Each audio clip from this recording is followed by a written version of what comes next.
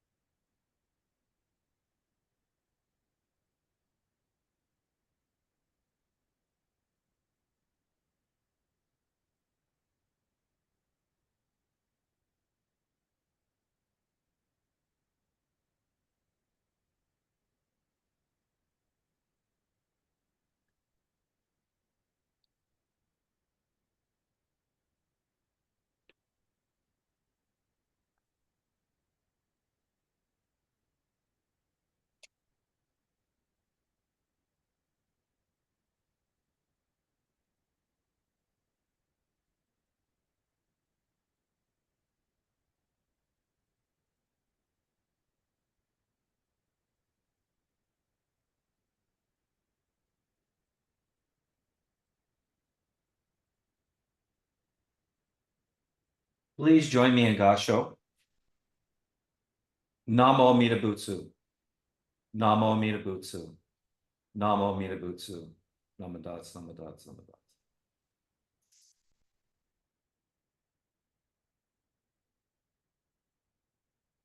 So, good evening again. We will be chanting the Jusei Ge, which we have the PDF in the Dropbox, and in the Red Service book, it is page 55.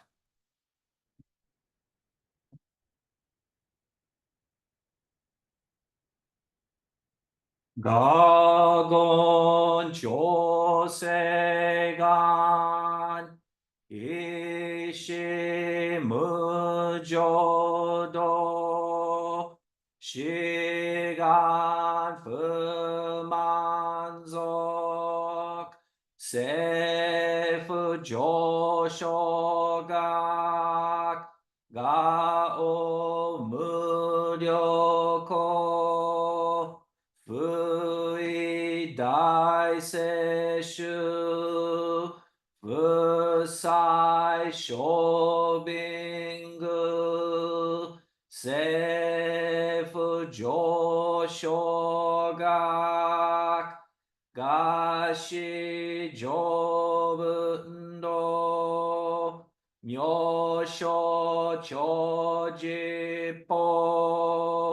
Kukyo Mishomon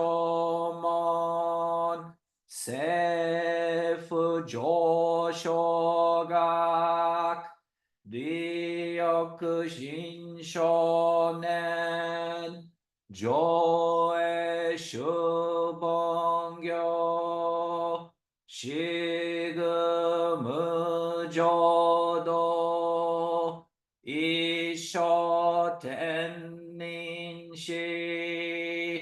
Jindiki Endai Ko Fusho Musaido Shoujo Sankumyo Gosai Shuyakunan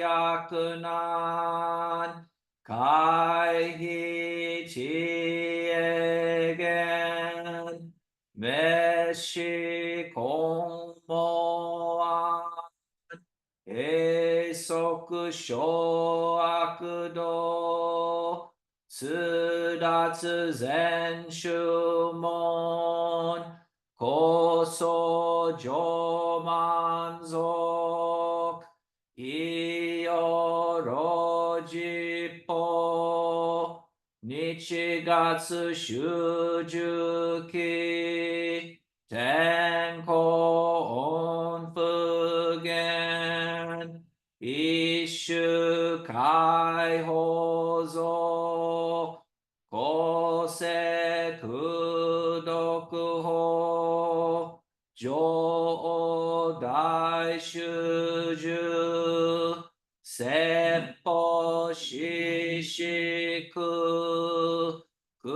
養一切物、具足修徳本、元年出場満、得意三大を、如仏無下知、通達未不詳、願学営力、投資最小尊、志願若国大聖の感動、国書天人、東宇珍妙慶、ナマンダム、ナマンダム、ナマンダム、ナマンダム、ナマ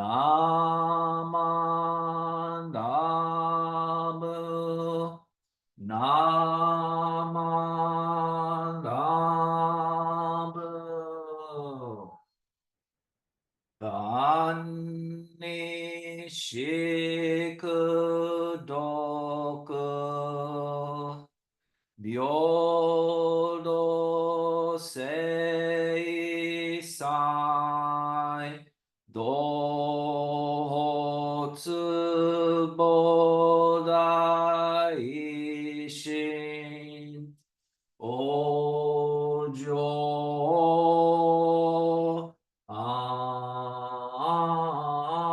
なお。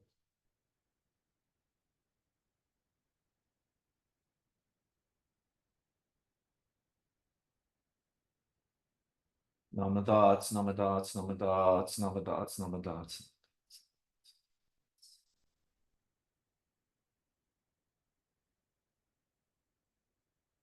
So, excuse me, I need to get a little sip of water here. So it's nice to see everybody on this Wednesday evening. Can you believe it? It's almost November. Time just flies so incredibly fast. And as you know, we have major holidays that we celebrate in the Jodo Shinshu tradition, but we don't always share the same holidays at the same time. So, for example, the Ishini Kakuni Shini, we're going to be celebrating that here in New York this coming month, but I know that other temples, they do it at different times of the year. For us, we had a major service this last Sunday. We had the a Taikyo service. For those that might not be familiar with the Taikyo service, Eric Ishii and I tried to bring that back to the Ekoji temple last year, and we're going to try to do that this fall. And this is the tradition where we get together and honor those that have passed on, that have been members of the temple. Many of you are familiar with the Shotsuki Hoyo service, which we do at the beginning of the month, where many temples read the names. But this is the Taikyo service, which is the perpetual memorial service that we honor those that have gone before us and also have laid down the foundation. Now, I'm not going to be talking about Taikyo, but because of the Taikyo service, we also had a special small service beforehand. We're very fortunate to be given a wonderful donation by Seabrook Buddhist Temple. For those that might not be familiar with Seabrook Buddhist Temple, that's the closest temple to here in New York, but that's a 2-hour train ride and an hour car drive away, so that's how close it is. But we consider them as well as Ekoji, our sister temple. And for those that are familiar with when we have the service every Sunday or before any major service, we ring the concho. And that's the large gong that you hear. Like, for example, in Seattle, it's within the building as well as it is at Ekoji. But other more traditional churches or temples will actually have the concho outside, like Seabrook does. So I was at Obon Odori, the Obon Festival at Seabrook this summer, which was great because it's a time for all of the Eastern temples to get together. And I was talking to Susan, who is the president of the temple, and I was telling her, she was asking me questions about their concho, because I'll be talking about it a little bit later. There's certain ways to ring it. There's a lot of symbolism and a lot of Buddhist teachings in that small practice.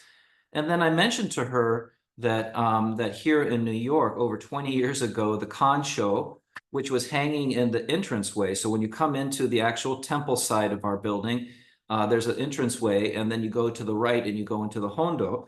Well, we had the concho hanging there, and they had a service 20 years ago, long before I got here. And they had service and they finished and they went out and the concho was gone. So typical style, the concho was stolen during service. And they're very difficult to replace and very costly. I believe it was the Brian Nagata and the BDK that donated a very small concho that we have in a stand, but next to the Onaijin. But for those, especially at Ekoji and other temples that have the traditional large-sized conchos, it has this resonance that is unbelievable, that it really is calming and goes to the heart when you listen to it. Many of us are familiar with using the concho on the New Year's Eve service, where we ring the concho 108 times to represent the 108 attachments that we have in Buddhism. And I think for those that maybe don't get to ring the concho on a regular basis, when you get to do it at New Year's, you feel that reverberation right there. It's a very exciting, very stimulating moment. I can smile because I've done this service at Ekoji and many other temples, and you never know who's going to ring the concho. There's been times where I've had these big burly guys get up there and they just tap it lightly. And I've had little young women that are probably 10 years old step on their tiptoes, and they're like whacking away at it, so getting the sound out of it. For those that are very fortunate, like the Seattle Betsuin, they have a bone show, and so does the Fresno Buddhist Temple, where it's the size of like a small Beetle car, Beetle Volkswagen. You actually pull back, and it's a log, and you let go of the log, and the gravity pulls it, and it just resonates.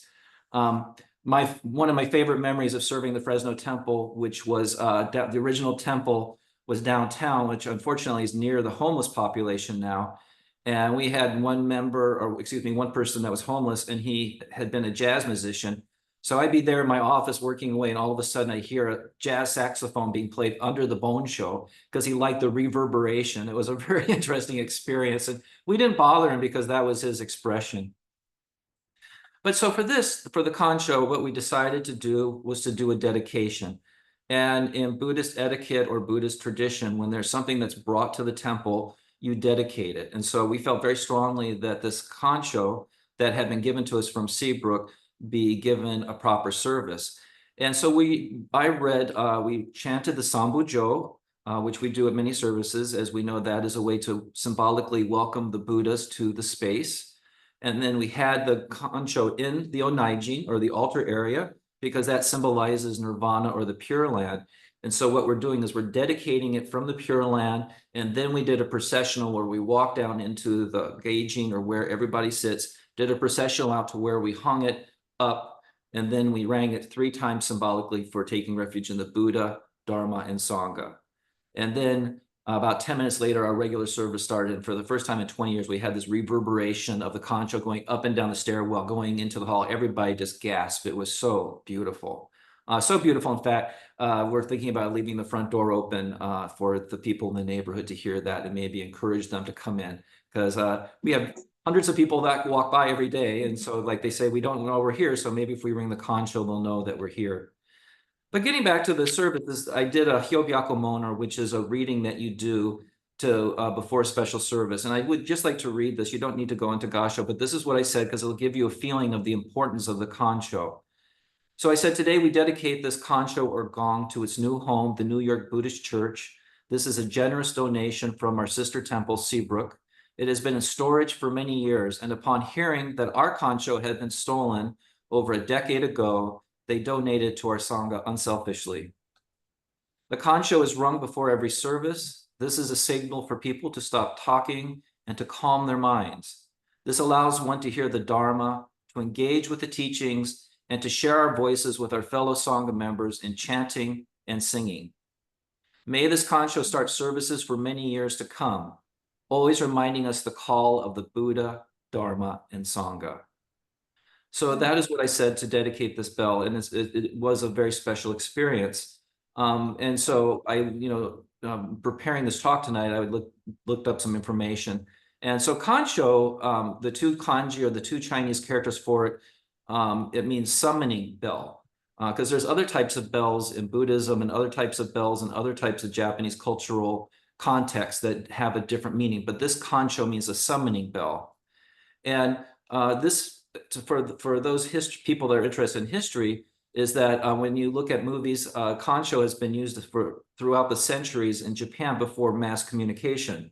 So before there was radio or any kind of wireless or anything like that, they would use the kancho. Every small village or town would have a kancho or many kanchos, and they had these patterns that they would ring. So you'd be going about your daily business, and all of a sudden you hear the kancho, and it's very important. It's like, okay, this is the fire pattern. Oh, there's a fire somewhere. Or you hear a different pattern as the communication.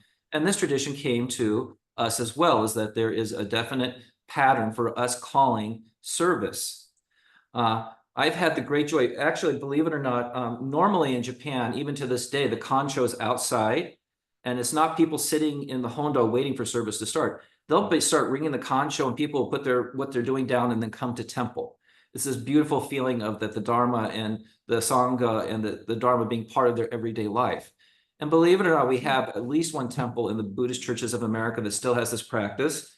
It's in California. It's called Walnut Grove, very small temple, and it's in a little town by the river. And when I used to go there as a guest speaker, you'd bring the kancho, and there'd be people coming out of their houses for service. And so we'd be laughing because Mrs. Watanabe was really slow walking. So we'd slow down the kancho so she'd get into the temple on time in the morning. That was the compromise.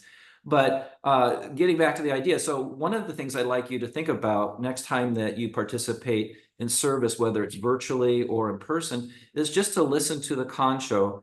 As I said, I think we're all aware that this is a signal for us to stop the busyness, to stop our conversations, to calm our minds, to hear the Dharma. But also I'd like you to listen to it because it does have the pattern of 7, 5, and 3. And they're all crescendos that go up and down, and they're louder to softer. Give credit to all the MAs and the people that ring the kancho because it does take practice to do it properly.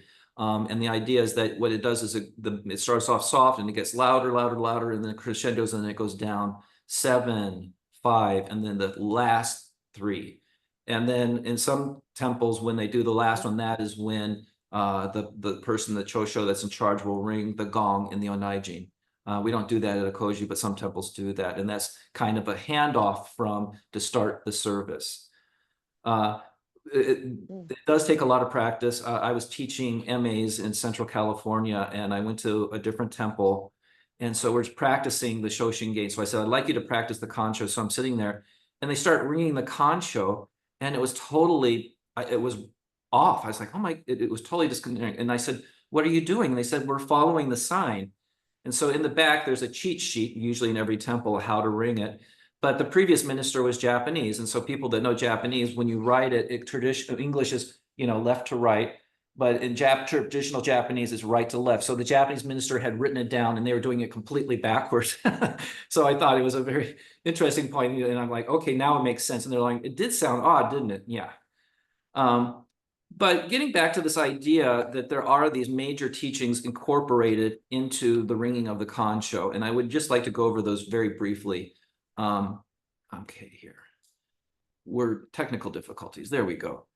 So as I mentioned earlier, there's a practical start of the service where it is a time for us to remember that we are, because as we know that when we enter the hondo or the sacred area, the sacramental area, what we're doing is when we bow, we're trying to temporarily leave the secular world or everyday world outside. And then when we sit down, then when the kancho rings, then we know that we are putting our minds completely in a calm space to hear the Dharma.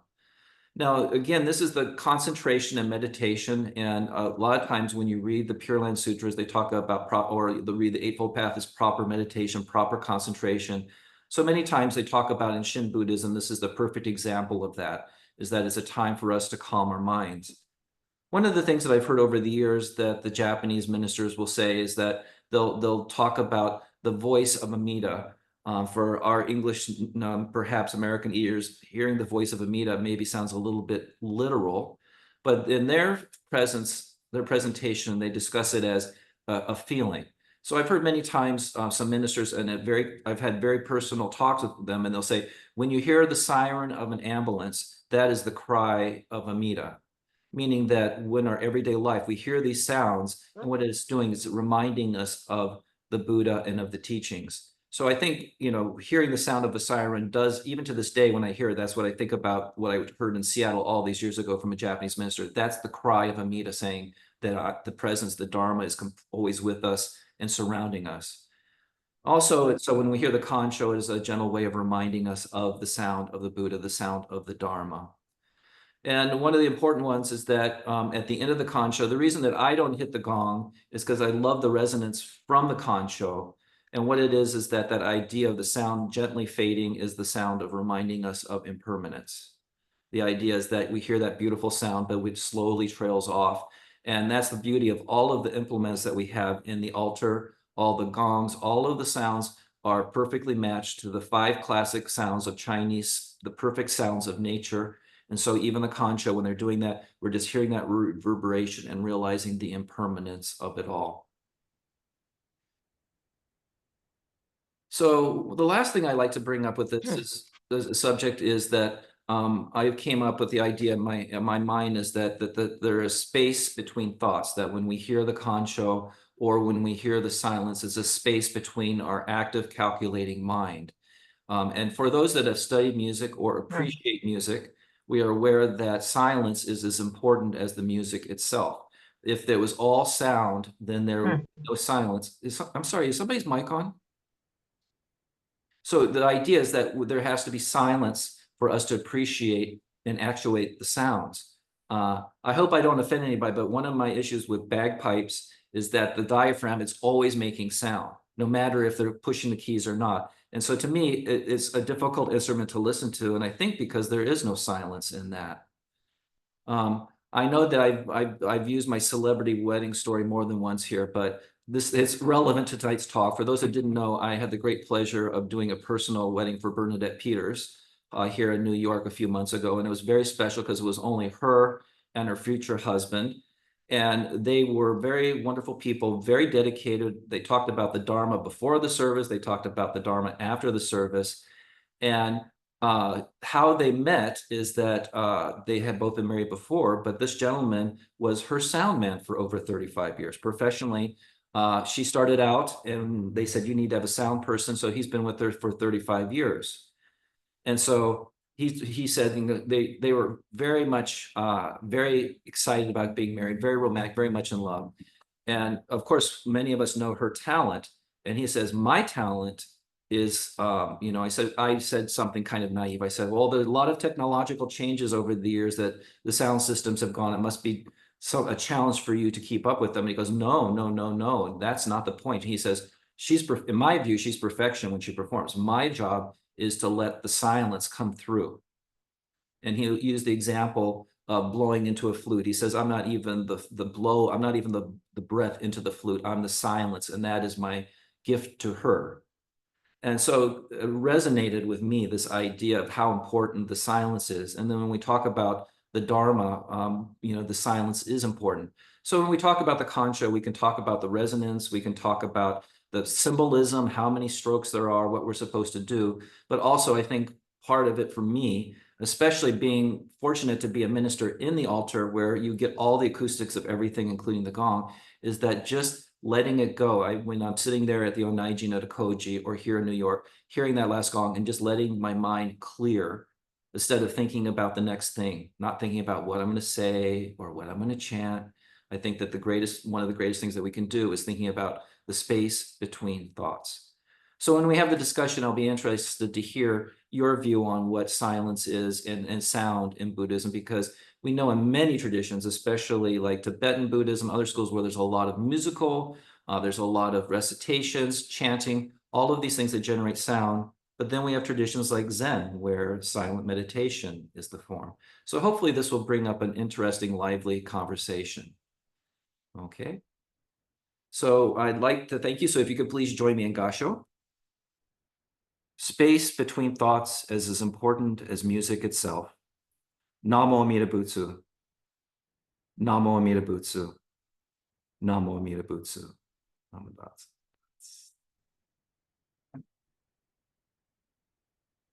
Okay, I'd like us to do a group reading together out loud today, please. I chose the Pledge 2, so it should be in the PDF, excuse me, the Creed 2. And that is on page 4 of the Red Service book. Creed 2.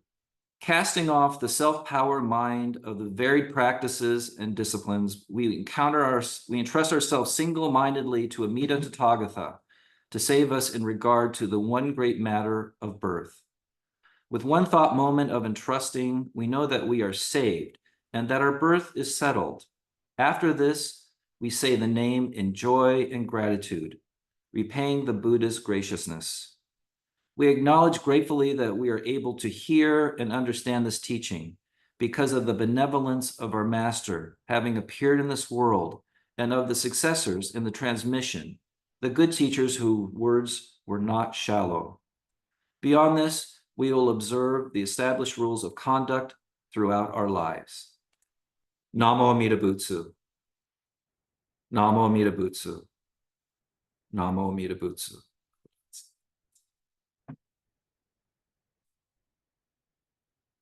Okay, before we go into the discussion, I'd like to have another short silent meditation. So if you could please sit firmly in your chair, your back straight, shoulders relaxed, and feet flat on the floor, please.